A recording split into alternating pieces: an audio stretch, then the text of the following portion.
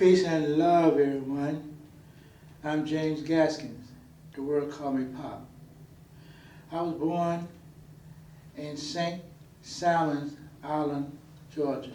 That's on the coast of Jacksonville, Florida, and Savannah, Georgia. 1938 of August. That's my birthday and my Earth Day. What I mean by birthday, Earth Day. When I was in my mom's womb, that was my birthday. In this world, that's my Earth Day. People don't understand that. So, as I was growing up, I didn't have a mama, I didn't have a daddy at the age of 10. I had to take care of my sisters and brothers. No one to take care of me. My daddy died at 5, when I was 5 years old. And so my mom, she had got remarried. And I had to take care of my sisters and brothers.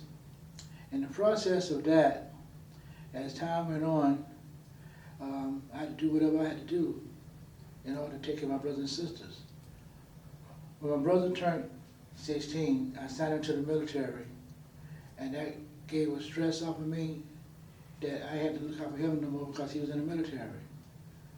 My sister, she got married. I forgot what age she was, 16, 17. But that was another one that took the stress off me. But I still had no one to look after me or to take care of me from the age of 10. I went around doing whatever I could. But I wanted to sing, I wanted to act. In the process of that, I was acting and I was singing, but I didn't do any recording of it or do any documentary of it for my history. But as time went on, I knew a lot of celebrities back in the days. Elvis Presley, Pat Boone. I used to cut Pat Boone, Mom and Dad's yard.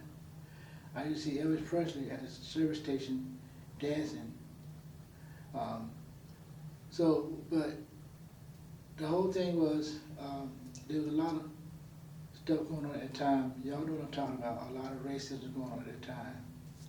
And as I was growing up, I started getting into marching, Merle, and then Martin, and then later on Malcolm. But in the process of marching with Merle, and it was a lot of stressful time. I'm working on remembering a lot of time, but it's a lot of stressful time. But then in between marching with Mega Evans. I keep talking about his wife. Y'all don't know. Merle is his wife. But I got with Mega, and leaving Mega going to Martin, I got shot in my side by the Ku Klux Klan. They said it was KKK, so anyway, I got shot in my side for that. But going to a lot of marches, getting shot down with water hoses, getting sicked on with dogs and stuff like that for the marches. I came through it all. And so in the process of looking to see who I was, what was my reason for being here on earth, I dealt with like a lot of friends from Jackson, Mississippi, all over Boston, Florida, Georgia, South Carolina, North Carolina, Washington, D.C.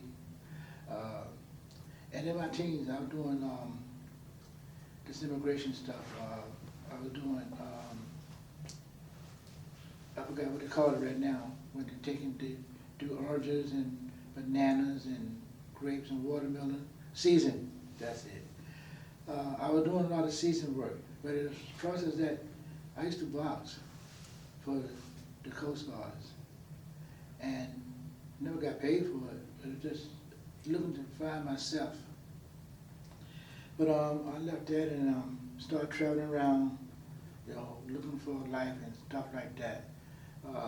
And then doing the marches and everything else, I got married at 16 years old to my first wife, bless her soul. And by being around Mega Evans and Martin, I learned a lot of things just by listening.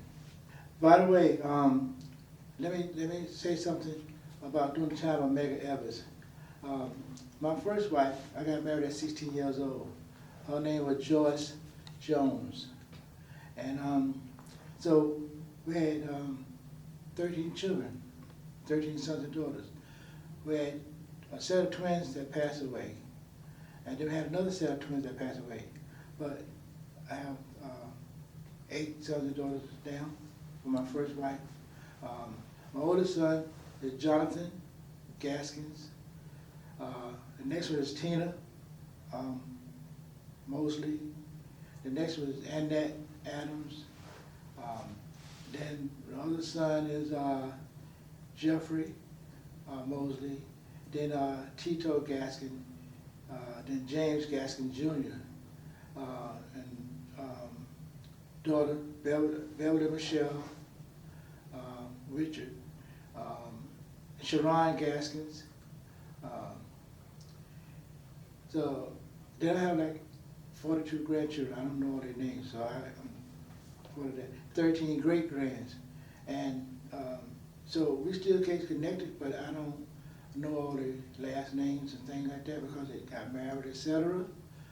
But anyway, so doing these marches and things with Medgar Evers and Martin Luther King, my first wife, she got tired of me marching, getting shot at with water hose, you know, getting dogs sick on, and so she wanted a divorce. I didn't have a divorce, and after 32 years of marriage, and so that was one thing. So anyway, so after we divorced, you know, she got remarried again. I did not at that time. I kept on doing civil rights movement, original Black Panther. Like I said, I'm an ambassador to the United Nations now, but I'm an activist, and I was a singer, actor. I have a video called Why You Freaking? But that's not the real name of it. It's called Tonight You Left Me Lonely. So I'm not going to go into all that, what it is, but what it came to. It's called Why You Freaking, which is a video of me. I have other songs, but did not do anything with all of them now. Also, I was president of B-Boy Records 3 different times. Vicarious One, Criminal Minded, and some of them are still friends of mine. But it was a lot of things that I have done and I am doing now in the communities around. But as a teenager, you know, you go around, you try to find yourself, and I say the word try. You try to find yourself who you are, what you're about, what you want to do, and what you're supposed to do. I did all that. I made a lot of movies, but I didn't get no pay for except for one. That was Keto's Way. And but the joy that I got was the experiences in Ghostbusters, Foxy Brown, Hero Tornado, Dolomite, The Squeeze, Clean and Sober, Father Dad, Thug Kids, a lot of them. But so the thing is, and I'm trying to remember everything, y'all. But backing up a little bit is with the Walt Disney. And I hope I'm not skipping it. Now, people, in 1968, I was living in Orlando, Florida, in Richmond Heights. And I was working for the developers that was building houses and things like that. You know, people buying land, which I bought a lot, and had my first house built from the ground in Orlando, Florida, in Richmond Heights. And so during that time, they brought in Disney World, want to take and use eminent domain to take the people land to build Walt Disney. Not him himself, but his crew and good stuff. Make story short, it wasn't nothing going on at the time, but they were still working on it. I left and bought another house in Richmond Heights Estate. So, and during the time when I bought the second house in Richmond Heights Estate, I was about 19 then. I got the first house at 18. My youngest son, James, was born in my first house. And So the second house in Richmond Heights Estate was when I met Bobby Womack, and he was getting ready to go to perform at Sam Cooke. And the same time was they came back with Disney World, and so I was telling the people that you have your house built from the ground, so don't let them take your house. And those who have the house already built, you want to have your children and your family in your house. But a lot of them, they was afraid, didn't understand what eminent domain was. So I said to them, I said, let's sign petitions. So since I was working for the developers that were working on with the eminent domain, we signed over 200,000 petitions. I apologize, over 2,000 petitions, and took it to the developers and started saving the house.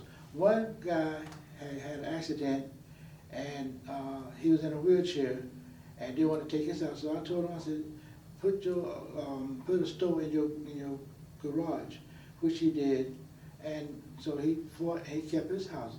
I left there in 1968, 70, and I went to Georgia, and I left Georgia, and I went to Philly. I left Philly, I went to D.C.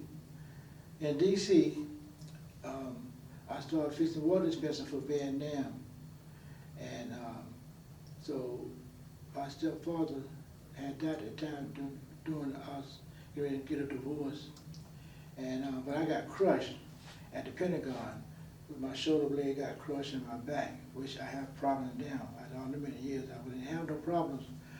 But as I was traveling around all over everywhere else, I did this movie with the plane crash, the cars flying. I forgot the name of the movie now, but he did a movie with the cars flying.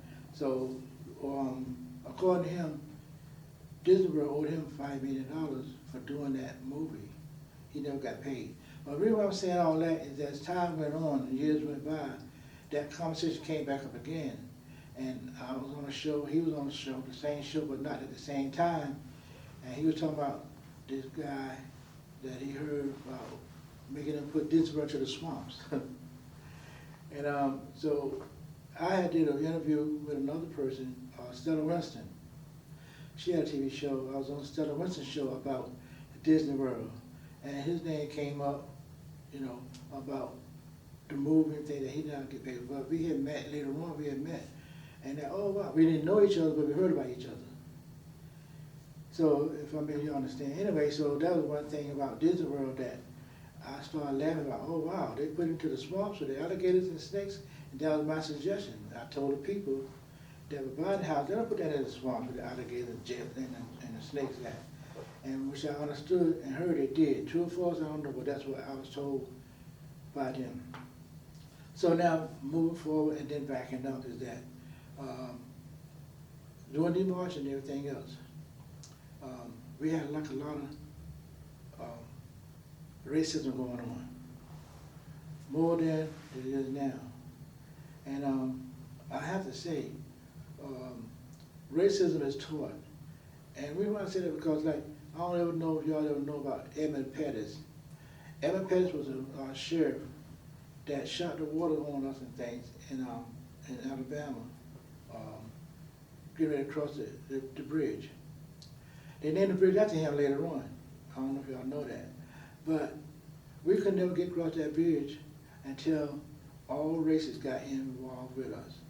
The Jews, the Caucasians, Puerto Ricans, everybody came together. That's when we got across that bridge, Edmund Pettis Bridge. Now, that's one thing.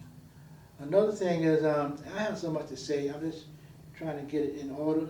I may be a little jumping ahead, backing up, but I'm not trying to confuse anyone because my history is like unbelievable. Like I said, I didn't have mom and daddy since I was 10 years old. And so another thing is, now I didn't ever see my mama from 1951 till 1995, and that was by accident. We had a hard time back in the day. We couldn't go into stores, we had to go in the back, all this kind of racism going on. But what happened was, my sisters and brothers used to hate our mom. And I used to tell them, don't hate your mom, because they couldn't understand why a mom had left us to get another life. My stepfather, I can't never say I saw him hit my mom, but back in the day when children see parents raising their voice, they get confused. They don't want to go against the mom, they don't want to go against the dad. They love both of them. So, but when my stepfather, when my mom asked him a question, he talked it loud. So I would grab him around his knee to try to get out my mom. But like I said, when you're a child, you don't know if they're fighting or what. Anyway, so that was the one thing. And then that's the last time I saw my mom. Because he was a drinker. He go to the stores, he would steal groceries. And back in those days, you get the rest of the day, they let you out the next day. That's how it was with that racism and stuff, right? And so, and as time went on,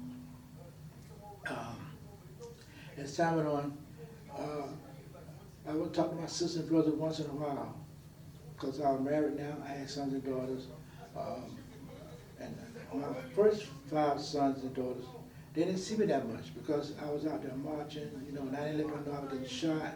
I was getting watered down with water holes and sick dogs on as marching. So I didn't let them know all that sort of thing. But anyway, we didn't have phones like that. We wrote letters to let the parents know, the family know where you was at, what's going on. So that's how we did that communication back then before they had the phones and stuff for us to have. Anyway, so as that was going on, the next thing was, I had retired from the railroad in 95. I'm not going to talk about the police department, that's another story. And, so anyway, I was with the railroad, and they were very racist, so I filed a lawsuit against them, and they settled for $5 million, $3.5 million. I didn't take none of it, because they turned it into a class action lawsuit. I may be jumping ahead a little bit, but that's just the way I do. That's just the way I talk. I'm not trying to confuse anyone. But I left the railroad and opened up a club called Kingston Lounge. And so the thing was, I always, as an activist in Black Panther, I always give support to people and our people. So I used to sell liquor at my club, but I didn't like that. But what I was doing was I was getting businesses to pass down to my sons and daughters, and they pass down to their sons and daughters. That's what we're supposed to do. Get things, have homes and businesses and pass it on down. That's what my intention. In the process that I stopped selling alcohol and started having games in the room, Pac-Man, etc., and started mentioning to the young children who call themselves Bloods and Crips. And I was letting them know the Bloods and Crips came out of us, the Black Panther, but they was not gangs. They didn't know about all this stuff and the history of the Bloods, the Crips, and the Panthers. Anyway, I'm not going to go to all the details, but I'll just let you know that this is what I was doing with them, teaching them the facts of the so-called Bloods and so-called Crips. Even now, the so-called Panthers, those are wannabes, right? So-called the Bloods, they came out of us first, and they would do what we do, food, help people cross the streets, etc. And then the Crips saw that, and they went into another neighborhood, and they started the Crips, doing the same thing that the Bloods. But what happened was, for the first time gangs got started when New York was being built as New York. And it had every race coming together. Jews, Italian, blacks, natives, Sicilians. The children were all coming together, playing together. They weren't thinking about race. The parents were vending watermelon, cucumbers, etc. They didn't have time for their children, so the children would take care of themselves. This one steal bananas, that one steal oranges. They come back together and they would share it. But now the Sicilians and the Jews and the Italians, they started seeing that, but they still wasn't doing anything. What happened was one of the children stole a wallet from the Jew. He had the power, like a lot of people have the power now, politicians. They started policing the children. All right, so now the Sicilians and the Italians were together, so the Italians, they started going and threatening the stores and things for the protection. And that's when they started calling them gangs, the Italians. And the Italians and the Jews, Sicilians were together, but they started separating. So Sicilians and the Italians started separating. The natives and the Jews and the blacks, all started separating because now the politicians at that time, when this place was being developed, that's what happened. Now you may see some, you may not. But to go on further, I have so much stuff to say. I met all the Panthers up in Chicago. But I left Chicago and I joined them in Philly, with me and Abu Jamal. Joined them in Philly. But us Panthers, we was all in different places, Chicago, Philly, Arizona,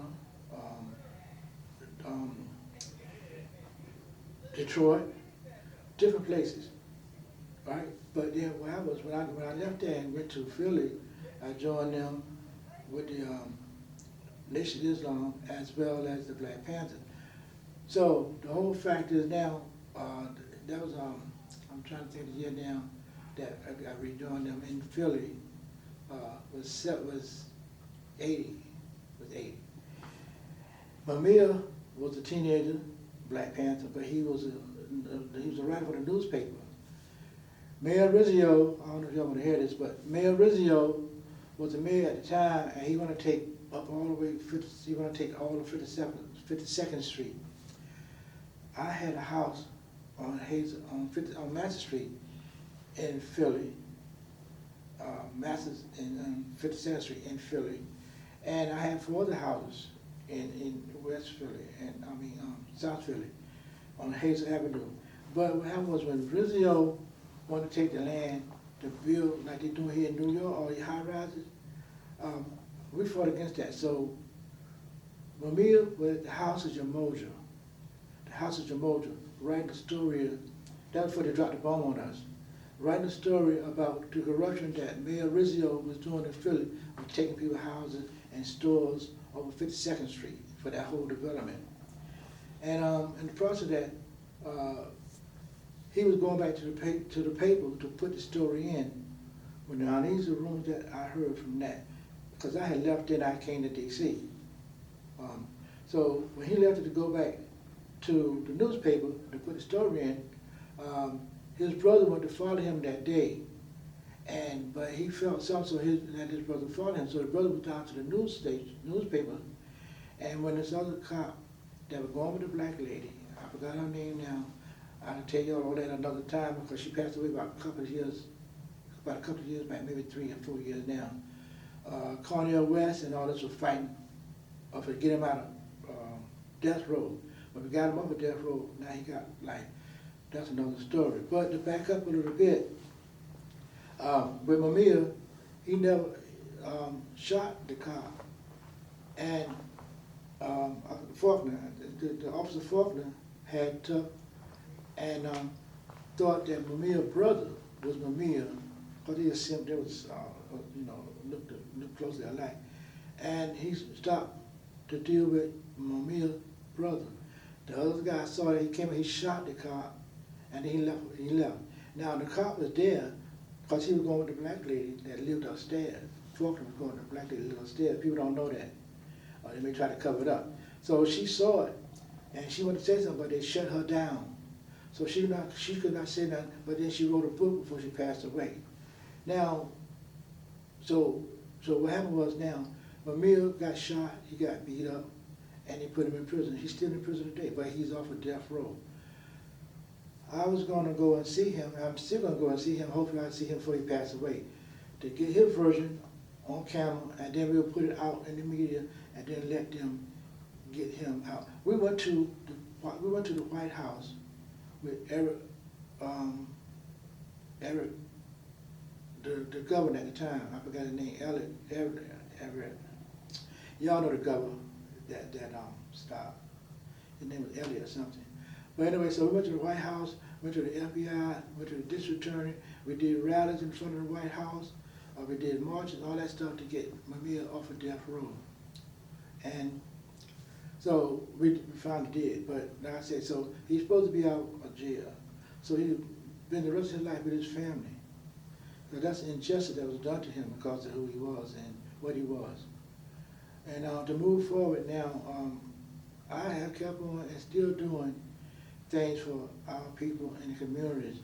And the main thing I want to let the young people know is love everybody. Stop being racist, because racist is taught.